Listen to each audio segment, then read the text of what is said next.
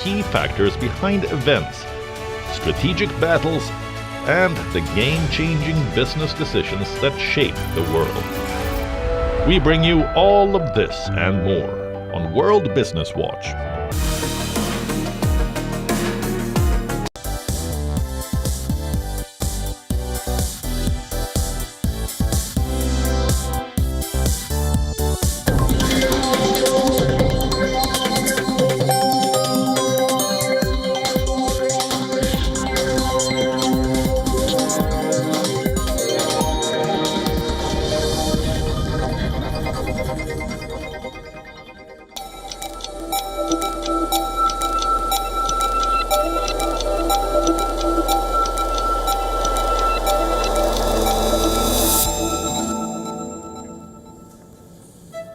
Hello and a very warm welcome. You are watching Gravitas with me, Molly Gambhir. Let's get started.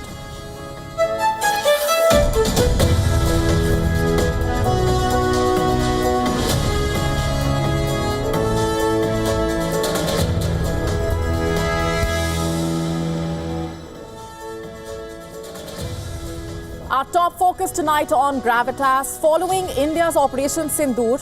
As more details of Pakistan's losses come out, the death of a squadron leader is confirmed. We focus on what Pakistan is not revealing and the many questions at this point. We're getting you the complete story in just a bit, and here's a look at what else is lined up for you on the show. We tell you how the battle within Pakistan is intensifying over the fight for independence of resource-rich Balojasthan. We tell you all that you need to know. We also tell you how through Operation Sindoor, India shattered the illusion of Chinese military superiority. All this and lots more coming up.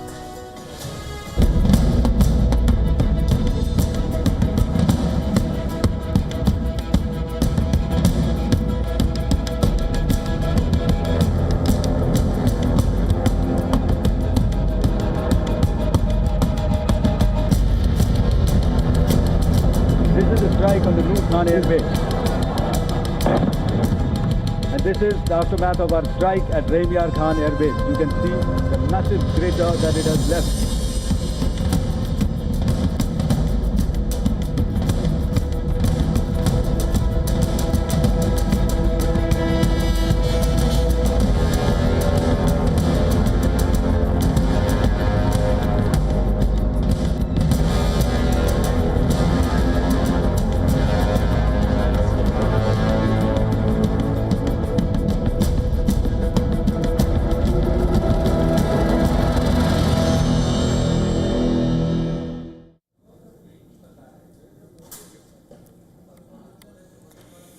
Pakistan has confirmed the death of a squadron leader in the aftermath of India's Operation Sindoor. But what it refuses to say and continues to dodge is this. Did it lose any of its fighter jets? Did India down its aircraft? And tonight on Gravitas, we connect the dots. Because Pakistan's silence on this matter is speaking volumes. The death of a squadron leader is not just any casualty, it's a strategic loss. Squadron leaders are no foot soldiers, they are elite Air Force officers, commanders who lead formations of aircraft, oversee critical combat operations, and make high-stakes tactical decisions in the heat of battle. Their death is rarely accidental. So when a squadron leader dies in an active operation, chances of an aircraft being involved are high. And when a country confirms such a loss but remains tight-lipped about its air fleet, it begs the question, what is Pakistan hiding? Why is Islamabad only revealing part of the truth? According to official statements from Pakistan, 11 military personnel died during Operation Sindoor. Among them was Squadron Leader Usman Yousuf. But nowhere does it give any explanation of the circumstances leading to that death. Just a name and a rank, and a glaring omission. Now here's the context Pakistan would not give you. Indian strikes last week struck Pakistan's major air bases and airfields, including airfields like Sarkoda Airfield, Chaklala Airfield, Sukkur Airfield, Bolari Airfield, Jacobabad Airfield. Pakistan air bases such as the Skardu Air Base, Murdi Air Base, Rafiki Air Force Base, and the Sialkot Air Base. In many of these air bases and airfields, F-16s and JF-17 jets were stationed that Pakistan heavily relies on in combat. And according to Indian military sources, nearly 20% of the Pakistan Air Force's infrastructure now lies in ruins. Satellite images on your screen right now released by the Indian Army, giving out the visual proof and showing the extent of damage caused by the Indian strikes on Pakistan air bases. Air Marshal A.K. Bharti, the Director General of Air Operations of the Indian Air Force, confirmed that several Pakistani jets were shot down during Operation Sindoor. Listen to this. Their planes were prevented from coming inside our border. All right. So we do not have the wreckage with us, but definitely we have downed a few planes.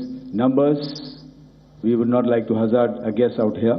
Okay, I have the numbers, okay, and we are getting into the technical details of it to establish it.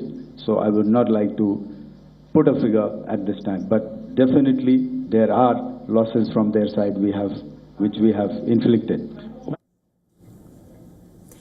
So we return to that original question. Why would Pakistan confirm the death of an officer of such a high rank but not acknowledge the downing of a fighter jet? Pakistan's leadership is perhaps managing the optics because admitting to a squadron leader's death can build a narrative of martyrdom, but revealing the loss of jets, especially American-supplied F-16s or its own Chinese-influenced JF-17s, would basically expose the vulnerability of its air defenses and worse, reveal just how successful India's strikes really were. And the question now is, how long can Pakistan keep up this narrative? Because satellite images confirm widespread damage and India has acknowledged the downing of enemy aircraft.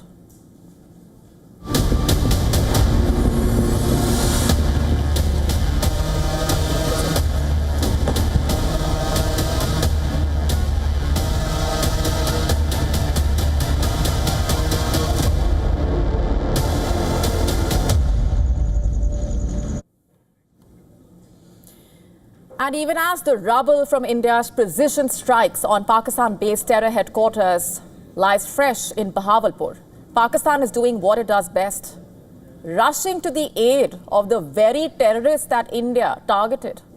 According to reports, Jaish-e-Mohammed chief Masood Azhars could receive a massive payout, you heard that right, 14 crore rupees to be exact, from the Pakistan government as relief for casualties following India's anti-terror operations.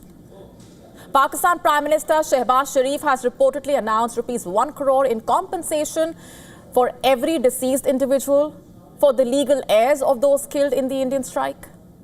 It's learned that since Masood Azhar is the only claimant in his family, he becomes entitled to the compensation.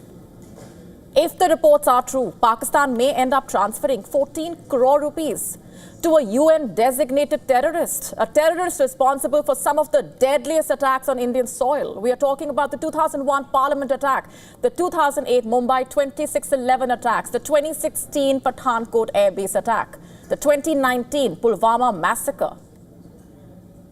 This is the man that Pakistan could enrich in the wake of India's precise strike that dismantled his terror base. And there's another catch here. Masood Azhar has been subject to an asset freeze under the United Nations. This designation also basically includes a travel ban and an arms embargo. So that may make the transfer of money to him difficult. We know that the Pakistan government already shields him. Will they also find a way around this? And here's a bigger question. Where is Masood Azhar?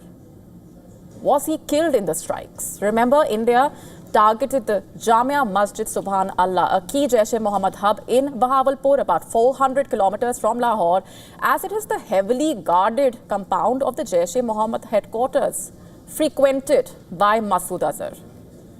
But then reports citing statements from the terrorist himself came out saying that his family members were killed in the Indian strikes on the Bahawalpur Jaish headquarters. But where is he? Since this is Pakistan we are talking about, one cannot be sure. Pakistan has repeatedly denied Azhar's presence in its territory, but it is an open secret that the terrorist remains in Pakistan. Pakistan has been telling the world and terror financing watchdog FATF since 2022 that Masood Azhar and his family are missing. For 4 years, they have tried to stick to that lie, and Pakistan's lies were caught several times. In July 2024, Azhar was reported to have attended a wedding ceremony in Bahawalpur, where he delivered a speech. This event marked his first public appearance since April 2019, contradicting previous claims that he was dead or incapacitated.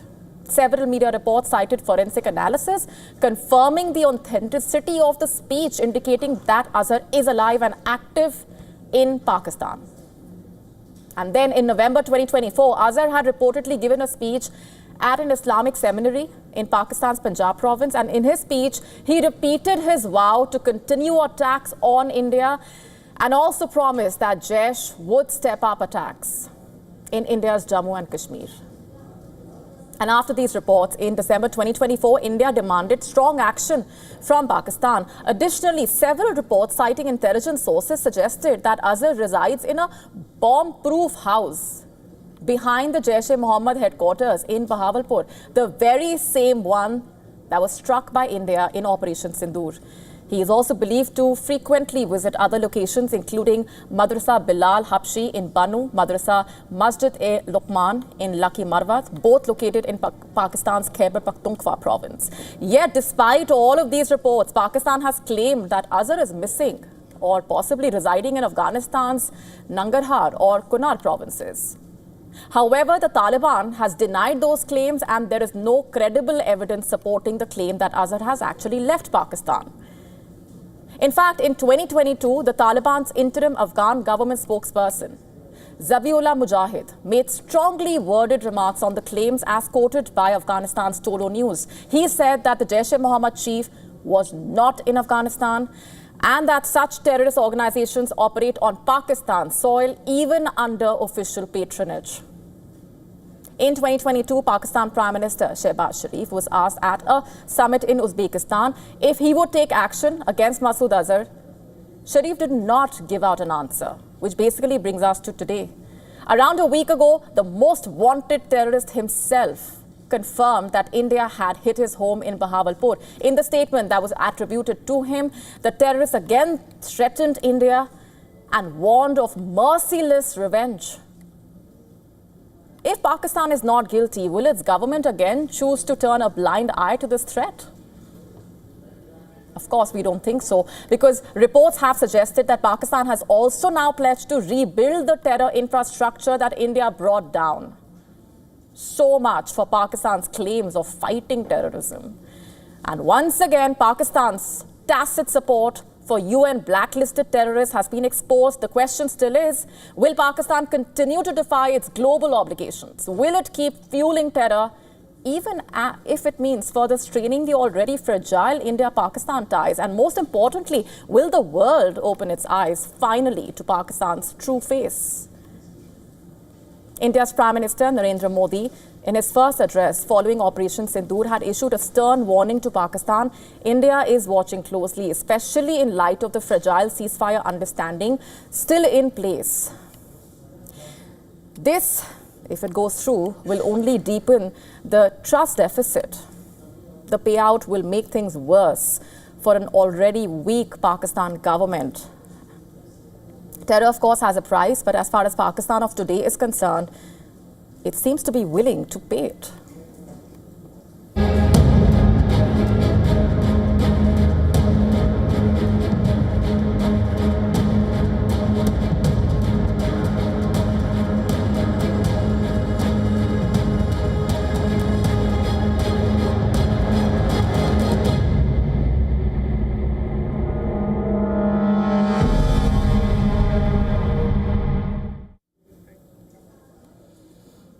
And while Pakistan tries to play the victim card in Western media, a storm is brewing in its own backyard, in its largest and most resource-rich province, Balojasthan. The calls for independence there have reached a fever pitch across social media. The phrase Republic of Balochistan is trending after Baloch nationalist leaders announced independence from Pakistan. And the man leading this uprising is Mir Baloch, a prominent writer, long-time advocate of Baloch rights. On the platform X, he called on India to recognize Balochistan's independence, even asking New Delhi to host a Baloch embassy. One of his posts from May 9 reads, I'm quoting, "A possible announcement soon should be done as the collapse of the terrorist Pakistan is near. We have claimed our independence and we request India to allow Balochistan's official office and embassy in Delhi," quote unquote. Now the date is significant. On May 9, Indian military was destroying drones and other munitions fired by Pakistan along the border. And amid these tweets, images of the Baloch flag, purported maps of a free Balochistan, messages of support flooded online platforms. The Baloch people are upping the ante against the Pakistani establishment, and it's no longer limited to just street protests now. We told you just yesterday that the Baloch Liberation Army claimed responsibility for 71 coordinated attacks across 51 locations, targeting Pakistan's military and intelligence sites, local police stations, mineral transport convoys, major highways. This new wave of violence has been dubbed an operation, and which is in another statement on May 11, the BLA said a new order has become inevitable in South Asia. In the statement, the BLA highlighted Pakistan's military failures, the growing global isolation, use of religious terrorism. The BLA also dismissed Pakistan's offers for dialogue as deceptive war tactics. Instead, it is urging India, as well as regional powers, to stop, and not just any province. It's Pakistan's largest, most mineral-rich province, but despite its natural wealth, Balochistan remains Pakistan's poorest region. Economically ignored, politically suppressed at the same time. Originally part of the princely state of Kalat, Balochistan was annexed by Pakistan in 1948 under controversial circumstances, and since then it's been a story of insurgencies, military crackdowns, and widespread discontent. Balochistan is also home to the strategic Gwadar port. This is a key part of the China-Pakistan economic corridor. The Gwadar port has become a major flashpoint. The Baloch people have accused the Pakistani government of displacement, environmental degradation, and paying zero compensation. Baloch insurgents have even targeted Chinese nationals, deepening Islamabad's security headache. Yet it seems their grievances have fallen on deaf ears. The Baloch struggle is not just political, it's deeply personal as well. Enforced disappearances, extrajudicial killings, military raids are reportedly common in the region. Just take the Pakistan Army Chief Asim Munir's speech on the Baloch movement. His warnings to the Baloch insurgents raised concerns about the country reverting to a strict militarized approach that echoes the tensions leading up to the 1971 crisis in East Pakistan.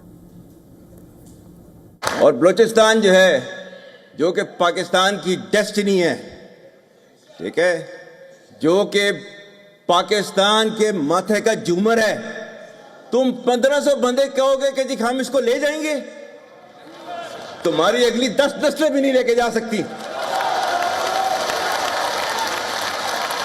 Inshallah, you will see that we will beat the hell of these terrorists very soon. And take the recent death of Tariq Baloch. He was allegedly killed under Pakistan's kill and dump policy. His death has only inflamed passions. In a symbolic move, Mir Baloch has urged India to rename Jinnah's house to Balochistan House. And it's a clear message. The Baloch movement wants India's recognition and support. Activists online are calling for solidarity, with many praising India's democratic values in sharp contrast to Islamabad's oppression. Now, a declaration of independence by the Baloch people may not change the territorial realities overnight, of course, but it does pose a major challenge to Pakistan's authority and reignites that debate on Balochistan's autonomy. And one thing is for sure, as Pakistan's internal cracks continue to widen, the world can no longer afford to ignore Balojasthan. And earlier today, I spoke with prominent Baloch human rights activist Mehran Mari, who is also a Baloch representative at the United Nations and EU, who urged the world to come to the rescue of the Baloch people. The matter of Balochistan's independence is a very serious matter, but the liberation movement has been going on since our occupation in 1948. Tens of thousands of people have lost their lives, extrajudicial killings, imprisonments, tortures. The Baloch nation has suffered immensely by the hands of Punjabi Pakistan non-Pak army. We request any regional superpower, be it India or with consensus of the US. US is a major player in everything you can see there in the Gulf. Donald Trump is in Gulf countries now. It's the role of the OIC, the Gulf nations, to support Balochistan's rescue. And I think this is the right time for us to push this thing forward. The UN peacekeeping mission is a very legitimate demand of the Baloch people because Pakistan's army generals from day one knew that they're treating us like a colony and is raping and pillaging not only the Baloch people, but our national wealth, be it rare minerals, be it gas, oil, gold, copper, you name it. And we're shifting focus for now. Is there a nuclear leak in Pakistan? Well, Pakistan is silent. The US is neither denying nor confirming. India has made it clear it did not target any nuclear sites in Pakistan. But the rumor mills are running over time. Our next story pieces together the facts on the big nuclear truth which Pakistan is hiding.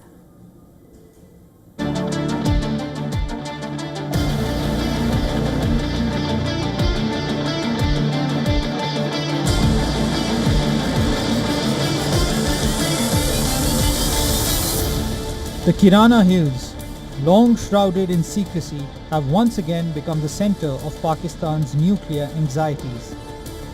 In the aftermath of Operation Sindoor, India's bold and precise retaliation against the terror infrastructure, Pakistani social media erupted with wild claims that the Indian Air Force had struck the Kirana Hills, the crown jewel of Pakistan's nuclear weapons program. Indian military was quick to clarify that it did not hit Kirana Hills. Social media, the Twitter is abuzz with the fact that we hit a site called Kirana Hills, which is supposed to be the nuclear storage facility. And there is a lot of rumors about Sargodha. There are foreign analysts who've mentioned that the Sargodha attack led to certain leaks. Is there a confirmation that we actually hit Kirana Hills, or we were careful of not to do any such thing? Thank you for telling us that Kirana Hill houses some nuclear installation. We did not know about it. Okay. And we've not hit Kirana Hills, whatever is there. Okay. I did not brief in my briefing yesterday. Thank you. These remarks come as a direct response to widespread online speculation claiming there is a nuclear leak in Pakistan's Sargodha district, home to alleged underground nuclear storage tunnels. While Pakistan is completely silent, the issue was raised in the White House, where the US State Department never denied or confirmed the reports. Has US sent a team to Islamabad or Pakistan following the reports that there have been leaks of nuclear radiation in some of the secure Pakistani sites? I have nothing to preview on that at this time. I have one more question. Sorry. Follow-up. Thank you. I think that's Thank you, enough. Tommy. While India did not hit any nuclear sites, during Operation Sindoor, the Indian forces did inflict damage on several Pakistani Air Force assets. These included bases in Rawalpindi, Sindh, Sargodha and Thatta. Radar and defense sites at Pasroor, Sialkot, Chunian and Lahore were also hit with precision munitions. Pakistan की गुहार के बाद भारत ने सिर्फ अपनी सैन्य कार्रवाई को स्थगित किया है। अगर पाकिस्तान ने फिर से आतंकी गतिविधि या सैन्य दुस्साहस दिखाया तो हम उसका मुंह तोड़ जवाब देंगे।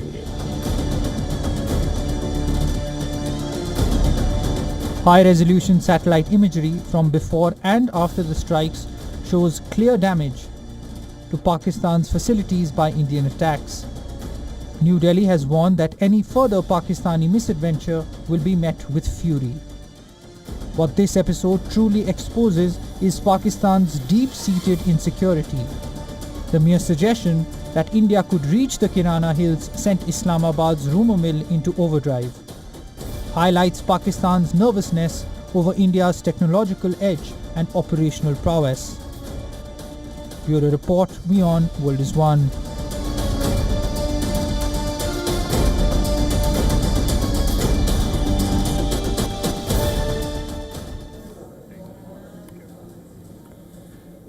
And Pakistan's misadventure left two victims in its wake: its own crumbling economy and China's defense credibility. As Operation Sindoor unfolded, India not only delivered a punishing blow to terror camps and military installations, but also tore through the illusion of Chinese military superiority. Take a look.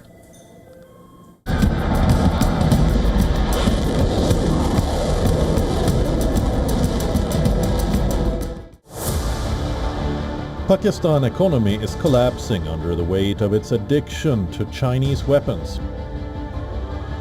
It's a dependence that has left its military outgunned and its citizens impoverished. Despite $133 billion as external debt, Islamabad continues to splurge on submarines, fighter jets and missiles it cannot afford. Amid raging protests over electricity shortages and soaring taxes, last week the IMF gave a fresh $1.4 billion loan to Pakistan. Now Pakistan is also waking up to another harsh reality.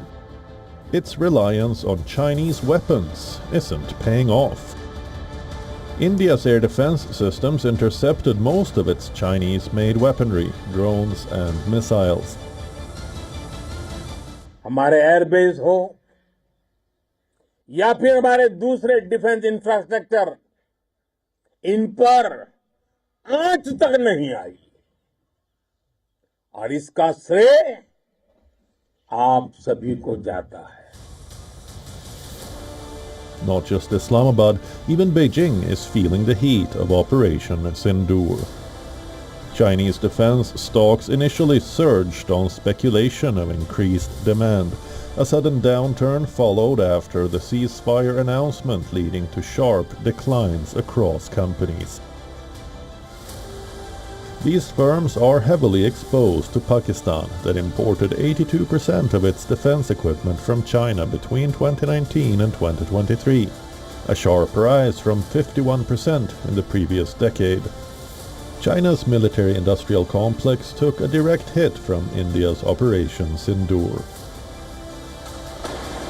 During Operation Sindoor, India's BrahMos missiles and precision-guided bombs reduced Pakistan's Chinese-made HQ-9 radar to rubble. India's air defense systems, on the other hand, repelled every attack, while Pakistan's PL-15 missiles missed targets and crashed as duds. Indian defense stocks surged after Prime Minister Narendra Modi hailed Operation Sindoor and reiterated India's commitment to military self-reliance. Prime Minister Modi declared that India must dominate New Age warfare through indigenous innovation. India's defense exports have witnessed a 34-fold increase in the last decade. Bureau Report, WION World is One.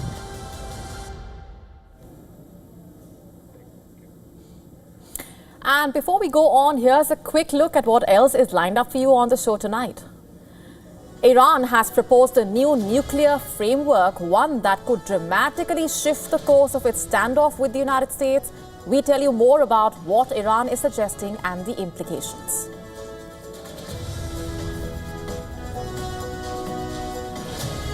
Gaza is fighting a new famine war. We tell you more about the situation on the ground as the desperation intensifies.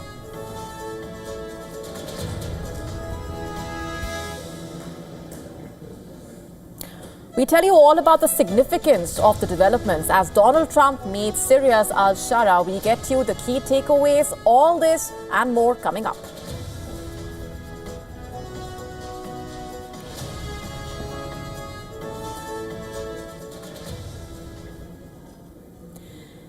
The US State Department deflected a question on the Bangladeshi government's nexus with the Pakistan terror group Lashkarto after a law advisor to Muhammad Yunus held a meeting with an LET operative in Dhaka.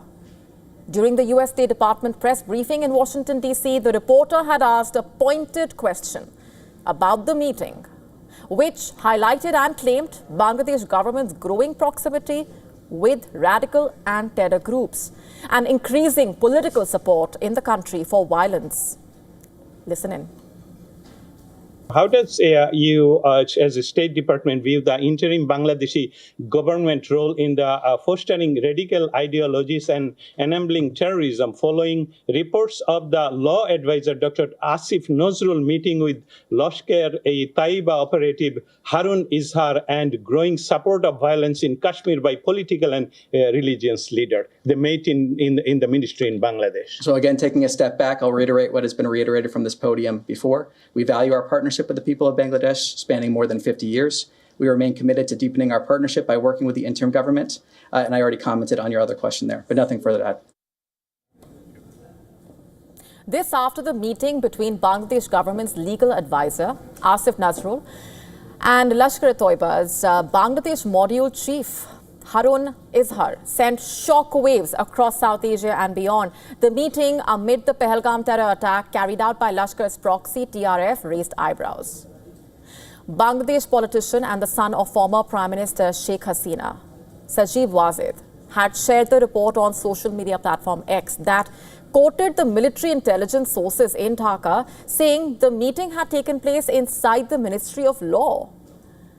Harun Azhars has long been on the radar of counter-terror agencies as he faces over 25 charges related to terrorism in Bangladesh. He was arrested in 2009 in Chittagong for his involvement in a terror plot targeting the Indian High Commission and US Embassy in Dhaka. In 2013, LET terrorist Azhars was yet again taken in custody again following a deadly grenade explosion at his madrasa that killed 3 people. And according to reports, Harun Azhars developed close ties with Lashkar-e-Taiba leaders during his time studying in Pakistan. He also has strong ties with Hifazat-e-Islam, a hardline Islamist group in Bangladesh. Azhars radicalized several Hifazat-linked individuals under the guise of a faction named Manhaj. In 2024, he was seen in a video leading a mob of radicalized students, pledging allegiance to launch jihad against India and Myanmar. What's even more shocking is that Bangladesh's legal advisor Asif Nazrul, around his alleged meeting with the LET terrorist Harun Azhars, brazenly accused top Indian leaders of being involved in the Pahalgam terror attack. Bangladesh is currently gripped by a political crisis as the interim government under Muhammad Yunus escalated its crackdown on former Prime Minister Sheikh Hasina's Awami League. And on Monday, the government issued a Gazette notification imposing a ban on all activities of the Awami League and its associated organizations. The ban was implemented after a series of sit-in protests organized by Hasnat Abdullah of the National Citizen Party, which exerted pressure on the interim government to act against the Awami League. And these demonstrations garnered support from radical Islamic leaders, including Lashkar's Bangladesh module chief, Harun Azhars.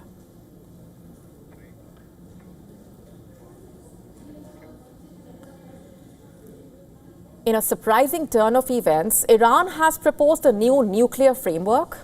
that could majorly shift the course of its standoff with America. Instead of dismantling its nuclear program, Iran now suggests a joint regional venture involving American investment and the participation from Arab nations. Let's break it down for you. The Iranian Foreign Minister, Abbas Araghchi, reportedly floated this idea during recent back-channel talks in Oman. And what was the idea? A three-country consortium, likely involving Iran, Saudi Arabia, and the UAE, where Iran would enrich uranium only up to a low grade suitable for civilian use. That enriched uranium would then be exported to other countries in the region. The plan even proposes a permanent international oversight system, possibly including American observers, something that was absent from the 2015 nuclear deal that the Trump administration famously abandoned. And while Iranian media has framed it as a new plan on the negotiating table, US officials are reportedly pushing back.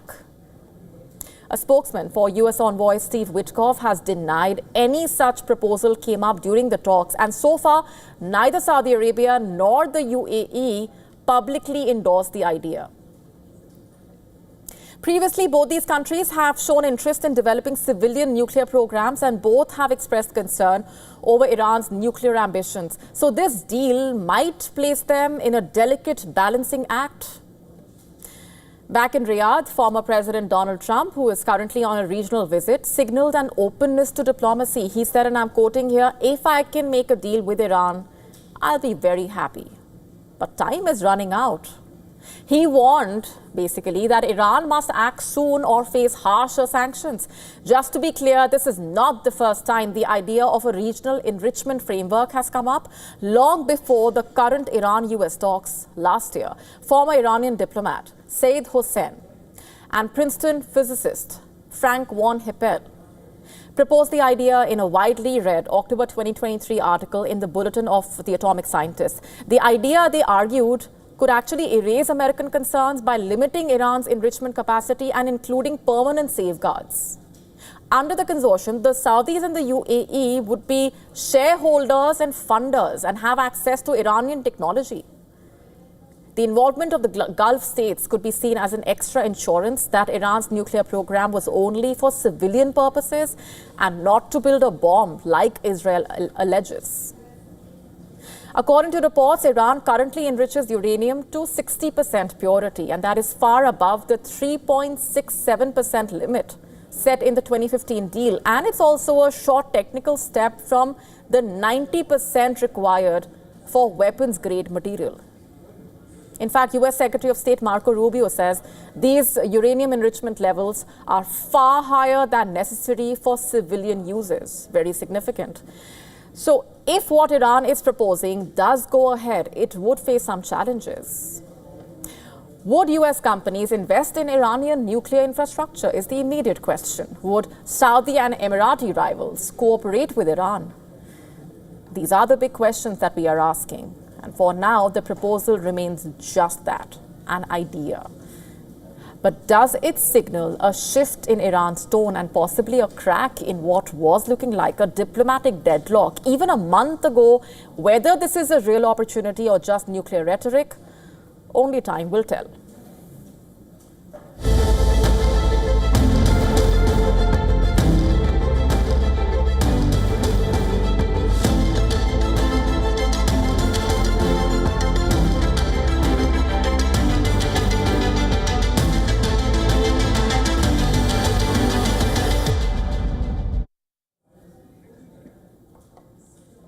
US President Donald Trump's recent visit to Saudi Arabia is one dotted with important meetings, deals, declarations.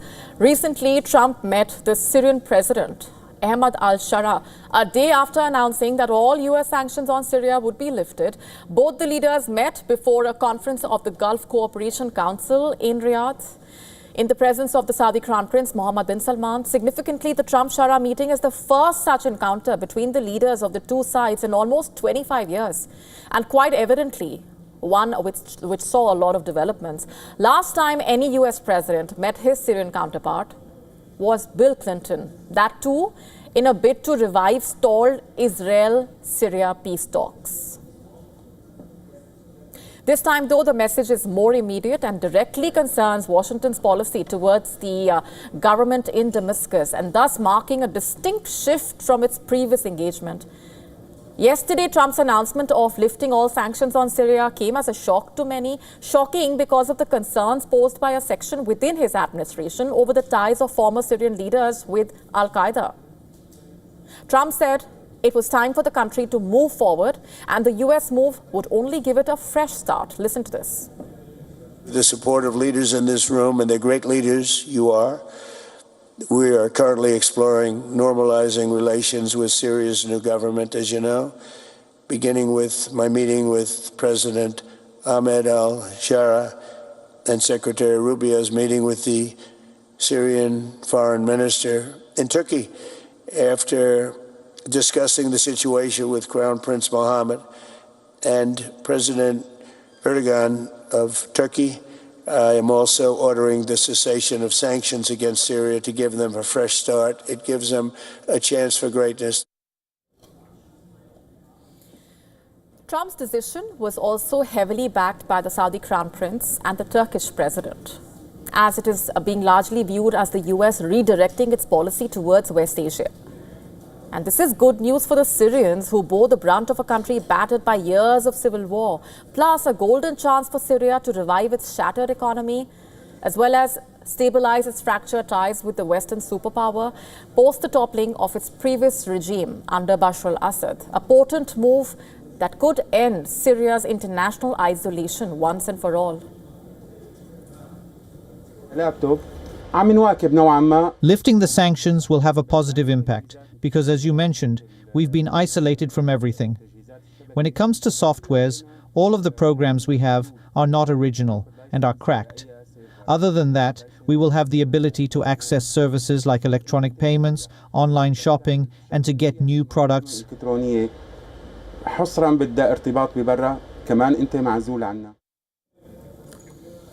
And according to a White House spokesperson, Trump's proposal to the Syrian president also included normalizing ties with Israel and avoiding a new front of war from shaping up. But what really explains Washington softening its tone towards Syria and broadly the US outreach towards the region? Well, this could be motivated by Trump's move to court Gulf allies to attract huge investments in America, as well as to further establish itself as an important force and mediator. What's more, ahead of the summit, Syria's rock-solid pitch to woo Donald Trump could have also played a part in his decision, including rare benefits like access to Syrian oil and building of Trump Tower in Damascus, symbolic of the US cooperation in the region, an offer simply too good to resist in a way for Donald Trump. Not just as a business opportunity, but also a win-win as far as diplomacy is concerned. But how will all of this pan out in the coming days? We'll have to wait and watch.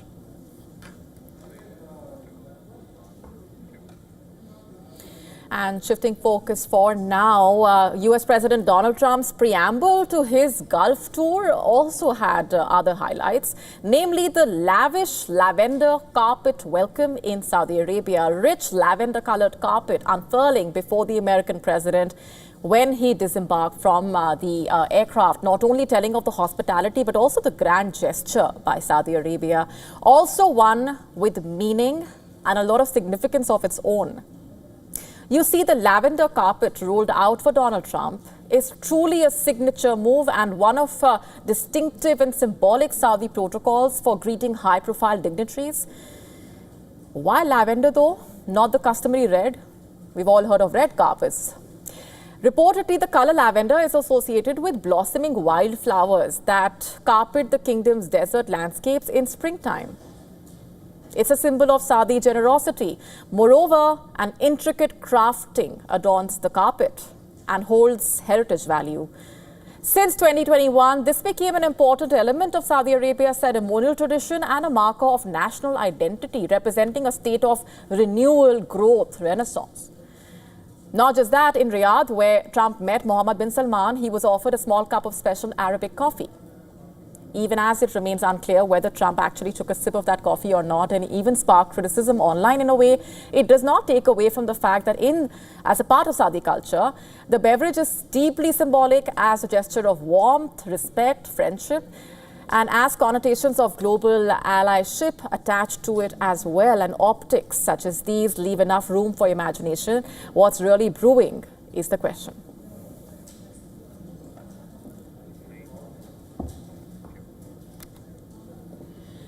Did Donald Trump's second term as US president save him from wealth ruin? Did Trump 2.0 help him make a fortune? The money trail since his return to office is telling, and in our next report, we get you details and delve into the wealth accumulated by Trump and his family. Take a look.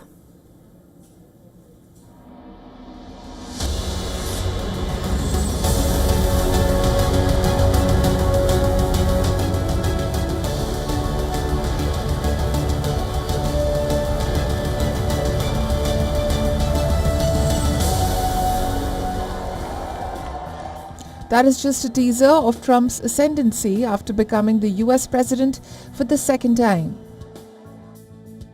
Many wallets could get a bit fuller as President Trump signs multi-billion-dollar deals in West Asia this week. Major defense and tech companies' interests may well turn into real action.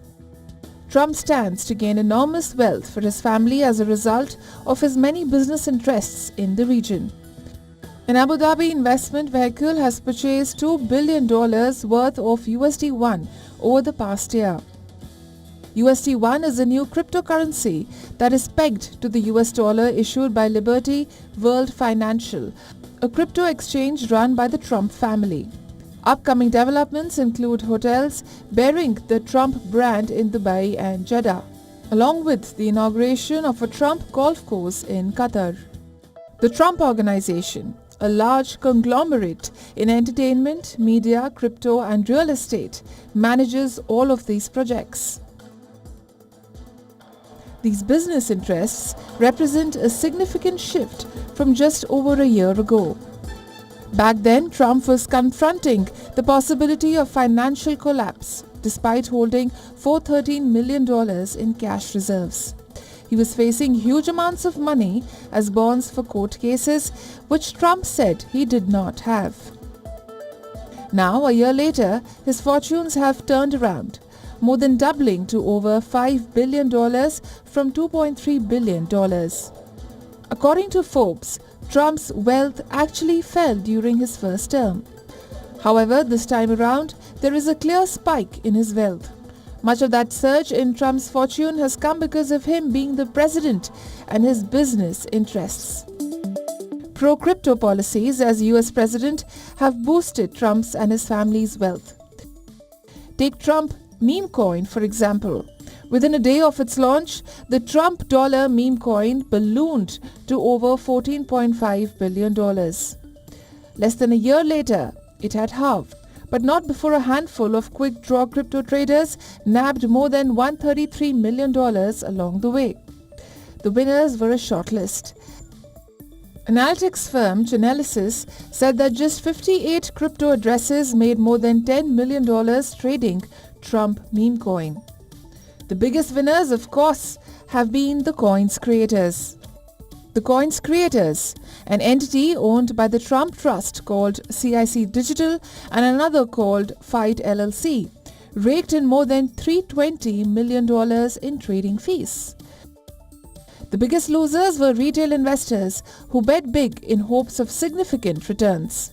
Of the roughly 2 million crypto wallets that bought Trump, 764,000 lost money trading the Trump token as of this week. The Trump family's growing crypto empire, 2 meme coins, a DeFi protocol, a stablecoin and potential digital asset ETFs has roiled the political calculus in Washington. The crypto industry now faces a severe blowback on Capitol Hill. US Representative Jerry Connolly alleges Trump has 100 conflicts of interest. Connolly said it is open corruption. Connolly added, the first 100 days of Donald Trump's administration have been rife with conflicts of interest.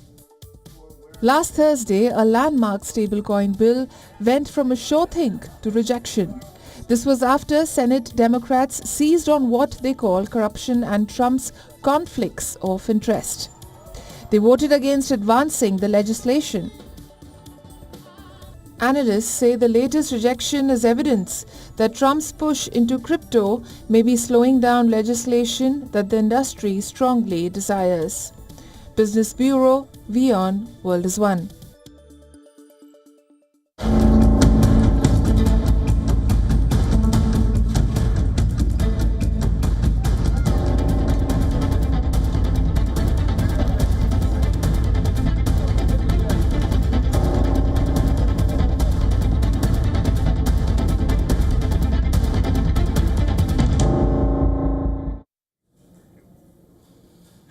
Shifting focus for now, Gaza seems to be fighting a new war, a more potent one than ever before, and this one is against famine.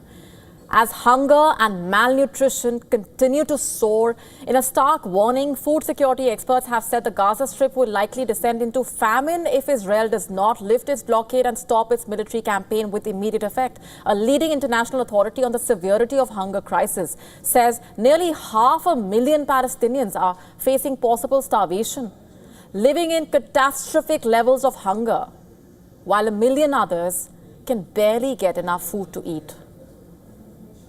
Meanwhile, a new UN-backed report has warned 1 in 5 people in the Gaza Strip faces starvation.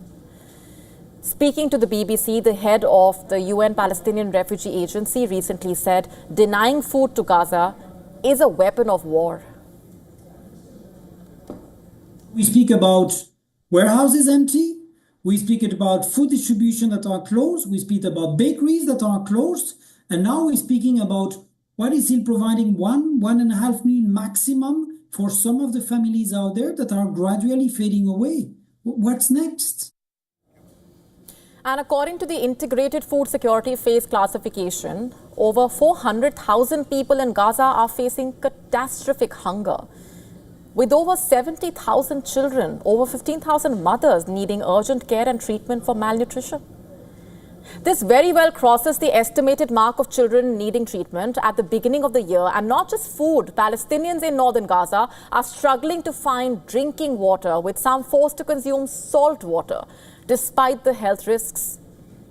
It has been over 2 months since border crossings into Gaza have been closed, obstructing the movement of essential aid like food, water, medicines, other utilities, the aid that Gaza's population of around 2.3 million rely on to survive. And with food prices in the market soaring, communal kitchens shutting down, existing supplies emptying out in no time, in a way, putting food on the plate of a Gazan and filling the cup with fresh water is proving to be a Herculean task. I brought her here because she is malnourished and to follow up on her health. Currently, we have no food or drink, so I came here to get some biscuit packs or Cerelac to help her gain weight. And amid all of this, Gaza continues to reel under mass-scale devastation from Israeli attacks. This latest surveillance footage captures the moment an airstrike hit people outside the European hospital in Gaza's southern city of Khan Yunis.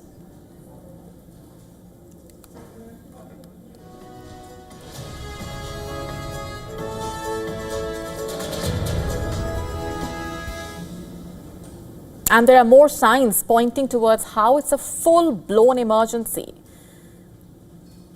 And is the world listening, is the question.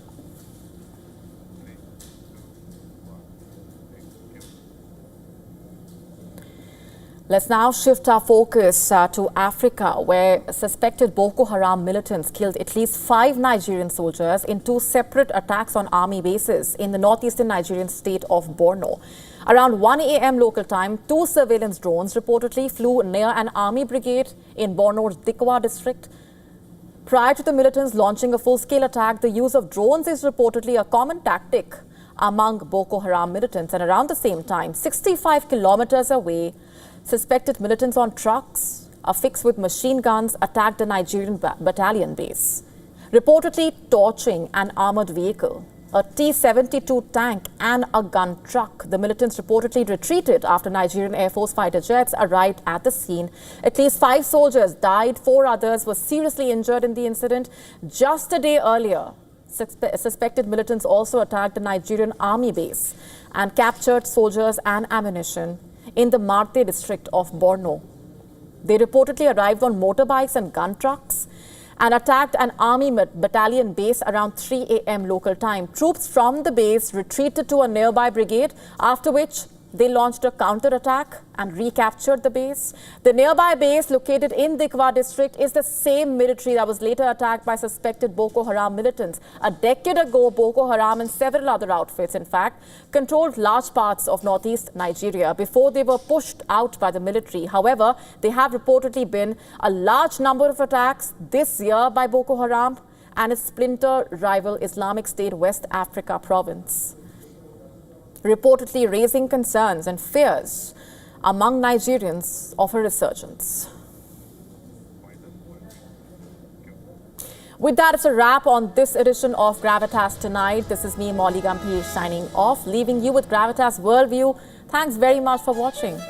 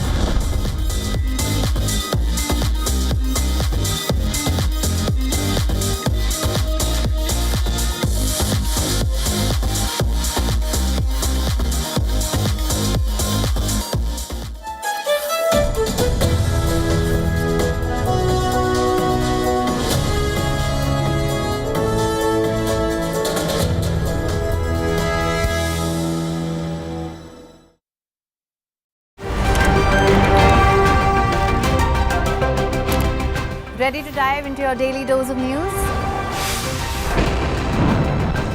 Bringing you what's trending in the West and all that's setting trends in the East. And all of this served up with a side of insightful banter. We don't just bring you the latest stories. We bring you your talking points for the day. And while you do that, from the busy streets of New York, I will provide you with deeper insights on the developments through the course of the day in the U.S. The show that keeps you ahead of the global curve. A conversation you'd want to be a part of. A place where news becomes an engaging exchange. We bring you stories that impact your present. This is World DNA. Join the conversation.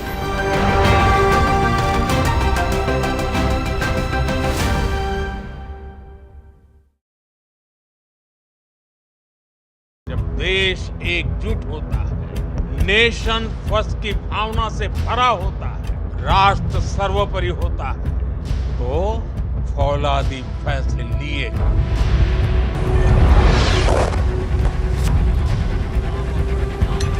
How our air defense systems have thwarted the enemy drones, their fighter aircraft, their missiles. We achieved total surprise, and those strikes across those 9 terror hubs left more than 100 terrorists killed. Terror और talk एक साथ नहीं हो सकते।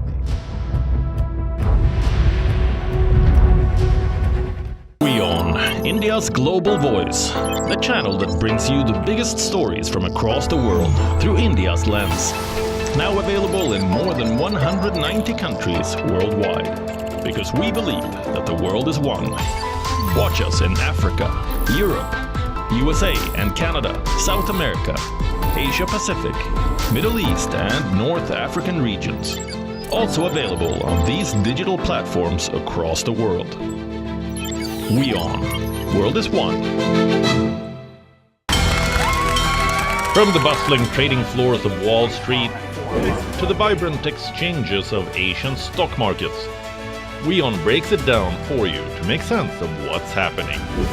As we reveal the key factors behind events, strategic battles, and the game-changing business decisions that shape the world. We bring you all of this and more on World Business Watch. To bring the benefits of the Subhash Chandra Show to your educational institution, teachers and students, send an invitation to Juhi Jha at juhi@such.org.in.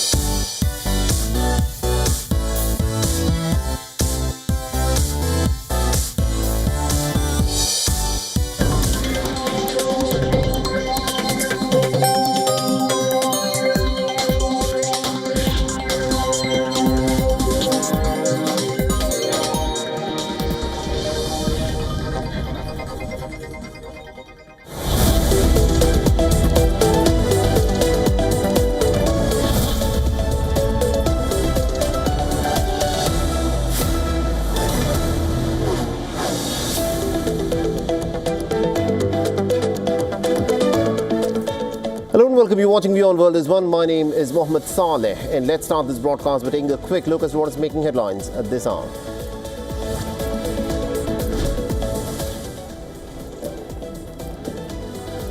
The American President Donald Trump compliments Qatar's Emir Sheikh Tamim bin Al Thani and calls him an outstanding man, and signs economic and defense deals that include Qatar buying military drones and also Boeing Airlines.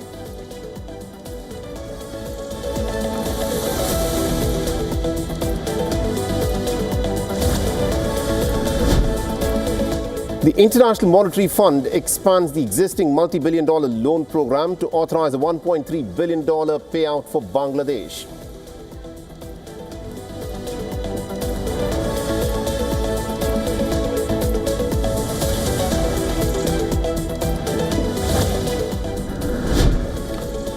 The Indian delegation to brief the UNSC's 1267 Sanctions Committee that lists the United Nations terrorists over Pakistan's role in supporting terrorism. The briefing is likely to include the LET's role in the Pahalgam terror attack.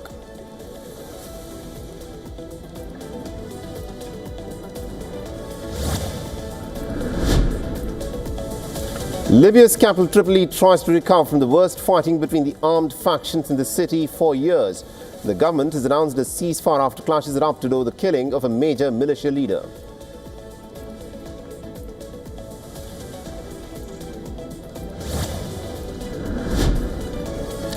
Israel orders the residents to evacuate the Al-Rimal neighborhood area of the Gaza city and has warned that its forces will attack the area with intense force.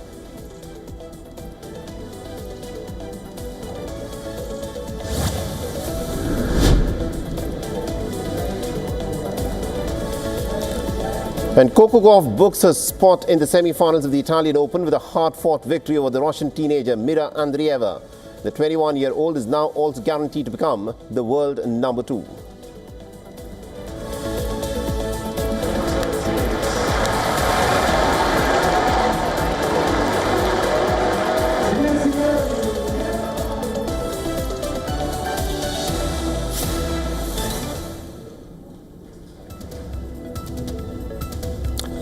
All right, so let's start with some breaking news that has just come from the United States of America. A former U.S. National Guard soldier has been arrested in Michigan for allegedly plotting a mass shooting on a military base. The U.S. Justice Department says that 19-year-old Amar Abdul Majid Muhammad of Melvindale was planning the attack on behalf of the so-called Islamic State, and he now faces federal charges, including an attempt to providing material support to a foreign terror group and distributing information on how to build a destructive device. Now, according to the head of the DOJ's National Security Division, he was reportedly planning a deadly attack on a U.S. military base for the so-called Islamic State. The federal authorities have not yet named the targeted base, but have called it a serious and an active threat that was foiled in time. Similar arrests have also been made last year in September, when a Pakistani national named Mohammad Shahzaib Khan was arrested for plotting an attack on a Jewish center in New York. Now, the ISIS-inspired attacks have been on the rise in recent times in the United States. A U.S. Army veteran motivated by loyalty to the jihadist group, the so-called Islamic State, carried out a car-ramming attack in New Orleans on the 1st of January in 2025. All right, now to give us more details on this, we are joined on this broadcast by our correspondent Susan Tehrani, who's joining us live from New York. Susan, what is the latest on the story?